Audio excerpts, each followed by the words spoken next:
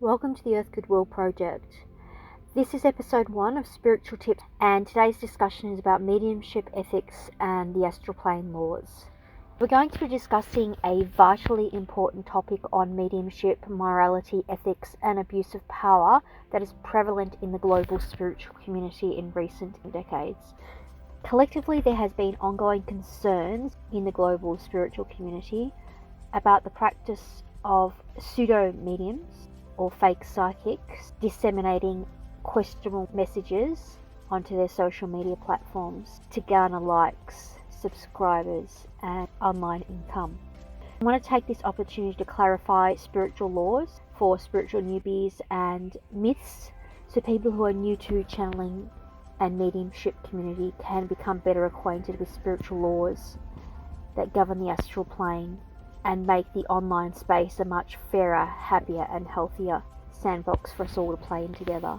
Firstly, it is against spiritual law to reveal another person's private information without their formal written consent. For legal reasons, this consent to publish other people's private information and thoughts must always be in writing. No family members, friends or carers can give formal consent without the prior written permission of the person whose information is being channeled. It is unethical to channel the thoughts of children or adults with serious disabilities. To do so will result in serious karmic retribution to the people who are doing the channeling. It's also forbidden to astrally travel and enter another person's home in the astral realm unless you're invited into that home by that person who lives, resides, rents, leases, or owns that home. If you have unauthorized access to that person's home, or an entity in the spiritual realm has unauthorized access to their home, you, under universal law and astral law, can demand or command that entity or that person's astral body to leave your home immediately. They must immediately leave under spiritual law.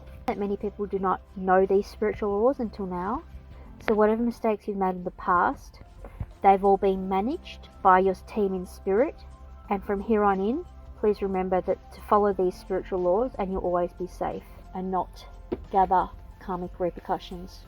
Another spiritual rule that people have always followed in the past is only to receive one personal channeling for yourself a month. This is so as not to confuse your mind with conflicting information that comes from multiple mediums who have different points of view and different backgrounds and different ways of delivering messages. When you receive these multiple messages, you can create chaos and disharmony in your life. So it's advised in giving these changing times with social media being so prevalent that you only listen to one reading once or twice a week from one reader, or maybe have 2 to 3 different readers who are your favorite high vibrational readers that you listen to a couple of times a week. That way you're not going to be receiving conflicting multiple messages that can really mess up your life. So thank you for liking and subscribing to my content on Earth Goodwill project. And thank you for sharing my channel with your fellow spiritual practitioners who you know will benefit from this information. Namaste.